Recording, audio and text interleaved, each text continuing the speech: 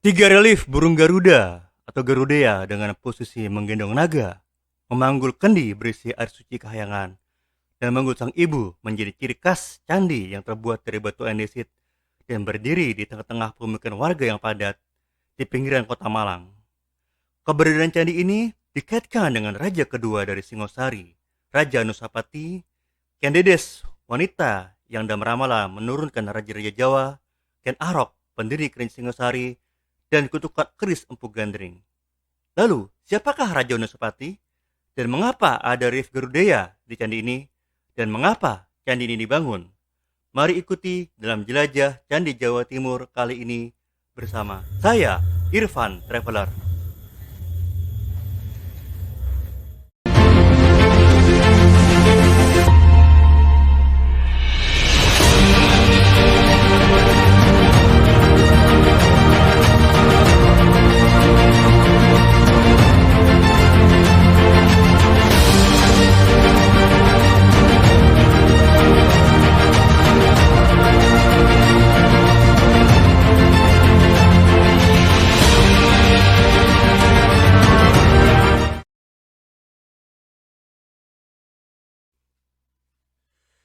Candi Kidal merupakan salah satu peninggalan sejarah bangsa Indonesia yang berada di Pulau Jawa.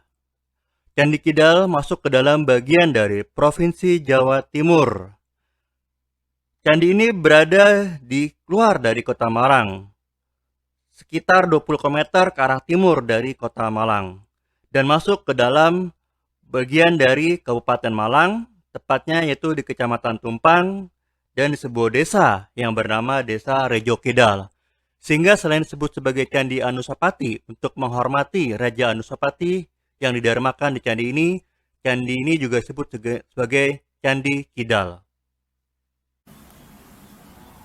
Kabupaten Malang memiliki banyak tempat wisata yang menarik baik dari sejarah, alam, dan budaya. Beberapa di antaranya adalah Candi Jago.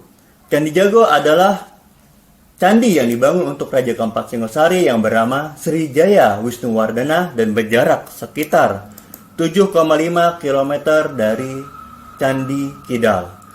Tujuan kita berikutnya adalah mengunjungi Candi Jago, di mana keduanya berada di Kecamatan Tumpang di pinggiran kota Malang. Dari Candi Kidal kita bisa berangkat untuk menuju ke Kampung Warna-Warni Jodipan Malang.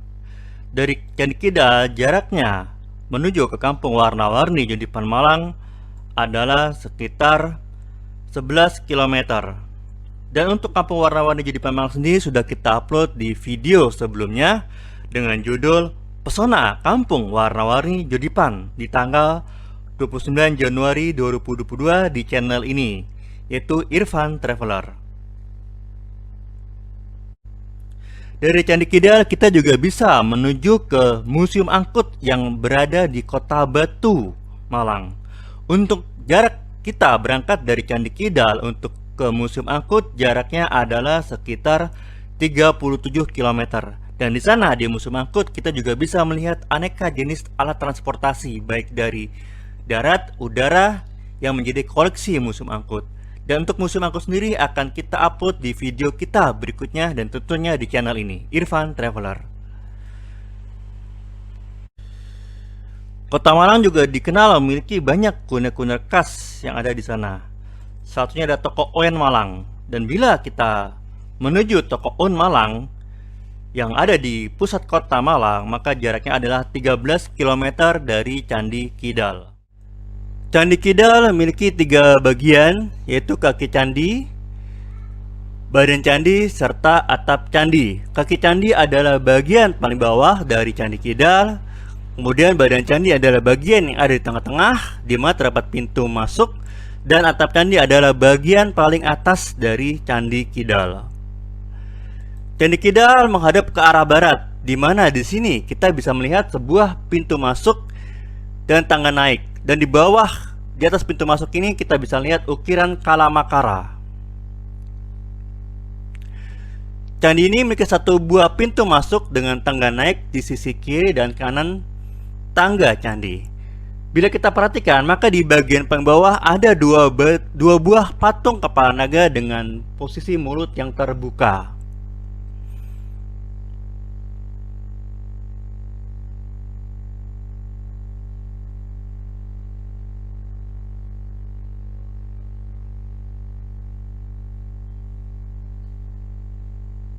Kaki candi berbentuk bujur sangkar dengan sisi-sisinya adalah 6,282 meter dengan tinggi 1,94 meter. Untuk badan candi berdenah bujur sangkar dengan sisinya berukuran 5,3 meter dan tinggi adalah 4,92 meter. Pada bagian badan candi kidal terdapat bilik berukuran 1,9 meter kali 1,9 meter dengan tinggi adalah 2,6 meter.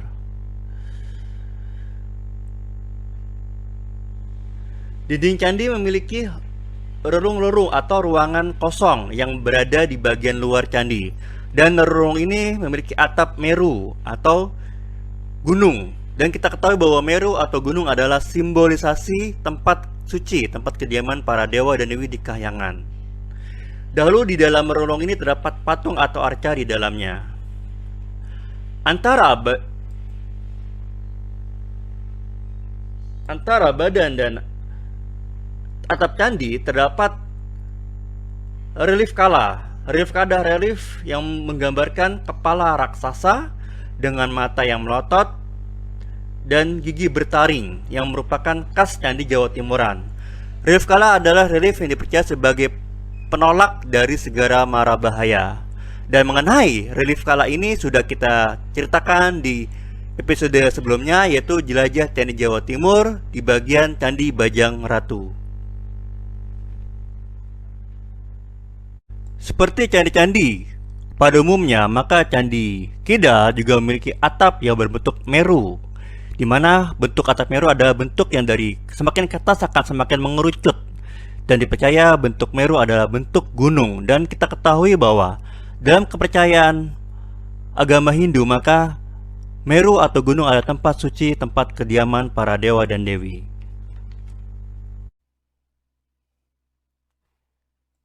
Di Candi Kidal terdapat relief Garudeya atau relief burung Garuda yang menceritakan kisah pembebasan dari perbudakan. Terdapat 3 buah relief Garudeya di Candi Kidal ini dan letaknya adalah di bagian kaki candi. Untuk melihat relief Garuda, kita dari pintu masuk akan berjalan dari kanan ke kiri atau berawan arah jarum jam. Relief pertama yang kita temui adalah relief sang burung Garuda yang sedang menggendong saudara tirinya.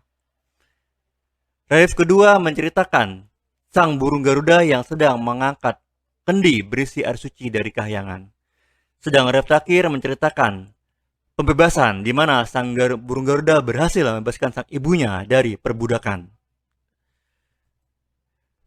Di bawah kaki candi ini juga kita bisa melihat patung dari hewan yang mirip singa yang dengan posisi mengangkat tangan ke atas. Dan terdapat 4 buah patung hewan ini yang ada di sudut-sudut dari Candi Kidal.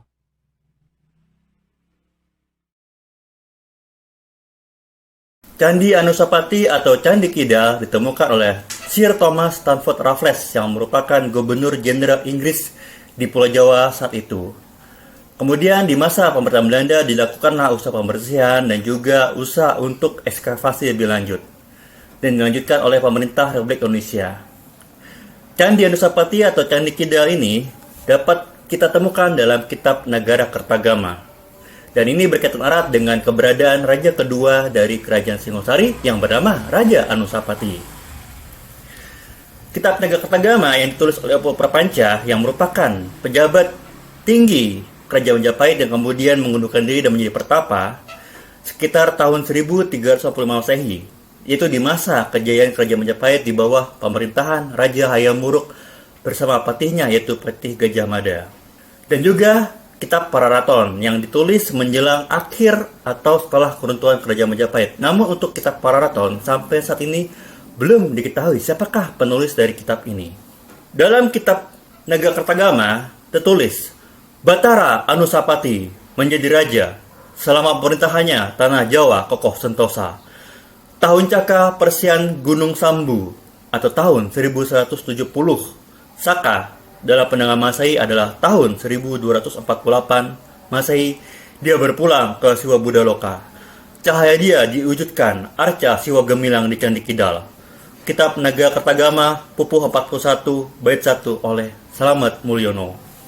Dari penggalan kalimat di atas dapat tarik kesimpulan bahwa Raja Anusapati adalah raja yang memerintah dengan baik. Dan sebagai penghormatan saat beliau wafat dibuatkan arca dalam bentuk dewa Siwa.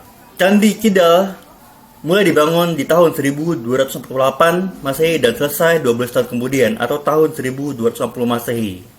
Perbedaan antara kitab Naga Kertagama dalam kitab Paraton adalah kitab Naga Kertagama dituliskan bahwa Raja Anusapati memerintah cukup lama, dari tahun 1227 hingga tahun 1248 Masehi atau sekitar 20 tahun. Dan beliau wafat secara wajar dan digantikan putranya yang bernama Wisnuwardana yang merintah dari tahun 1248 sampai tahun 1254 Masehi. Dan beliau adalah ayah dari raja terakhir Kerajaan Singosari, yaitu Prabu Kertanegara yang merintah dari tahun 1254 sampai tahun 1292 Masehi. Prabu Kertanegara adalah Prabu dan terbesar dari Kerajaan Singosari, di mana beliau mempunyai ide untuk masuk ke Nusantara, dan beliau juga adalah ayah mertua dari Raden Wijaya, pendiri Kerajaan Majapahit. Sedang dalam kitab Pararaton diceritakan bahwa Raja Anusapati yang memerintah hanya sekitar 2 tahun. Beliau wafat di tangan Tohjaya yang merupakan putra dari Prabu Ken Arok, raja pertama Kerajaan Singosari, bersama istrinya yang bernama Ken Umang. Pararaton juga menjelaskan bahwa Prabu Anusapati bukanlah putra dari Ken Arok, namun merupakan putra dari Aku Tumapel bernama Tunggul Amotung bersama istrinya Ken Dedes. Ken Dedes sendiri kemudian direbut dari tangan Aku Tumapel oleh Ken Arok, dan kemudian Ken Arok menjadi raja pertama Kerajaan Singosari. Dan dalam kitab Paraton juga dijelaskan bahwa setelah mengetahui bahwa ayahnya dibunuh oleh Ken Arok, maka Anusapati pun membunuh Ken Arok dan menjadi raja kedua Singosari. Namun akhirnya beliau juga dibunuh oleh Tohjaya yang merupakan putra dari Ken Arok bersama istri Ken Umang. Dan juga dijelaskan juga mengenai kutukan Empu Gandeng dalam kitab Pararaton. Isi dari kitab Paraton inilah yang banyak dipercayai oleh sebagian besar masyarakat kita. Sedang dalam kitab Naga Kertagama, hal yang tulis di atas tidak ada sama sekali. Bagaimana dengan prasasti Mula Maurung yang ditemukan dekat kota Kediri di tahun 1975 dan juga di tahun 2001 dalam bentuk lempengan tembaga yang dibuat atas perintah dari Raja Kertanegara. Dalam prasasti tersebut, Kertanegara disebut sebagai putra Semeningrat dan Waninghyun. Waninghyun adalah putri Parameswara, Raja ke-1 Singosari. Pengganti Parameswara adalah Guning Bahaya, lalu Tohjaya. Sepeninggal Tohjaya, Semeningrat menyatukan kembali Kerajaan Tumapel. Nah, dari sini kita bisa lihat bahwa tidak adanya kata Anusapati, yang ada adalah Guning Bahaya. Sedang untuk Tohjaya terdapat, dan juga tidak ada nama Ken Arok sebagai raja pertama Singosari, namun disebut sebagai Parameswara. Apakah Parameswara adalah nama ketika Ken Arok sudah menjadi raja? Tentunya ini sebuah pertanyaan menarik. Karena bila kita lihat, maka isi dari kitab Naga Kertagama, Paraton, serta prasasti Mula Maurung sangatlah berbeda keduanya. Lalu manakah yang benar? Mungkin penelitian sejarah berikutnya lah yang akan bisa menentukan manakah dari ketiga bukti sejarah tersebut, kitab Paraton, Naga Kertagama, serta prasasti Mula Maurung yang lebih tepat dengan kejadian sebenarnya.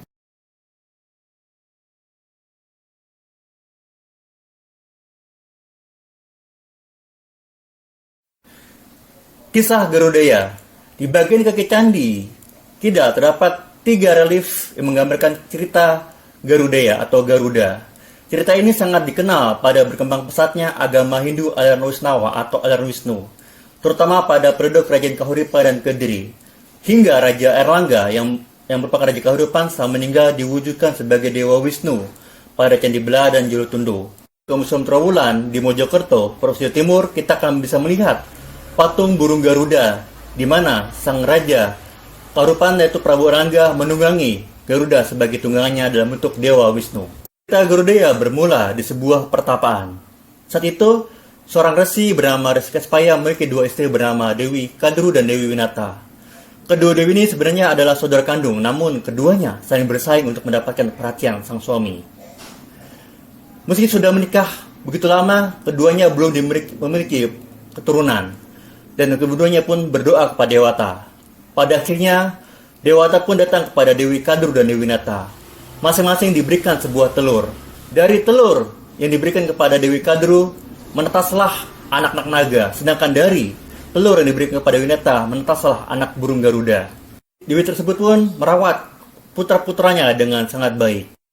Sama-sama sudah memiliki keturunan, namun keduanya tetaplah bersaing. Pada suatu hari, Dewi Kadru menipu kakaknya, Dewi Nata, dan sebuah taruhan. Taruhan itu dalam bentuk apakah warna dari ekor kuda putih Uraiswara yang sering melewati rumah mereka. Dewi Kadru menjawab bahwa warnanya adalah hitam, sedangkan Dewi Nata menjawab warnanya adalah putih.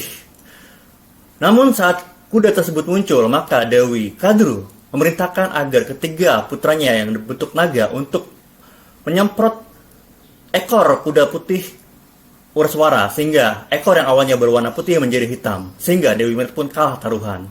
Pada akhirnya, Dewi Nata dan serta putranya, Sang Garuda, harus memenuhi seluruh kebutuhan dari Dewi Kadru bersama ketiga putranya yang berbentuk naga. Garuda yang kasihan kepada ibunya yang harus memenuhi kebutuhan dari Dewi Kadru bersama putranya pun mencari cara untuk membebaskan sang ibu dari perbudakan.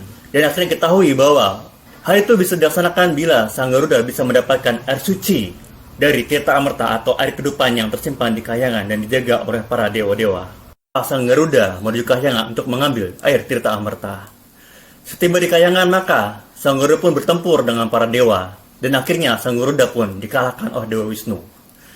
Sang Dewa Wisnu yang mengetahui bahwa Sang Garuda membutuhkan air tersebut untuk memerdekakan ibunya pun akhirnya bersedia untuk memberikan air Tirta Amerta kepada Sang Garuda.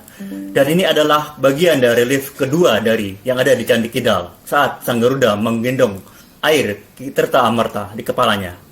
Air Tirta Amerta, maka Sang Garuda berhasil membebaskan ibunya. Dan ini adalah bagian dari relief ketiga di Candi Kidal, di mana terdapat relief yang menggambarkan Sang Garuda menggendong seorang wanita. Dan sebagai balasannya, maka Sang Garuda pun menjadi tunggangan Dewa Wisnu. Terima kasih kepada para sahabat yang telah menyaksikan video ini. Dan jangan lupa untuk like, komen, subscribe channel ini, dan saksikan video-video kami berikutnya. Terima kasih. Dari Candi Kidal, maka kita akan menuju ke tujuan berikutnya, yaitu Candi Jago.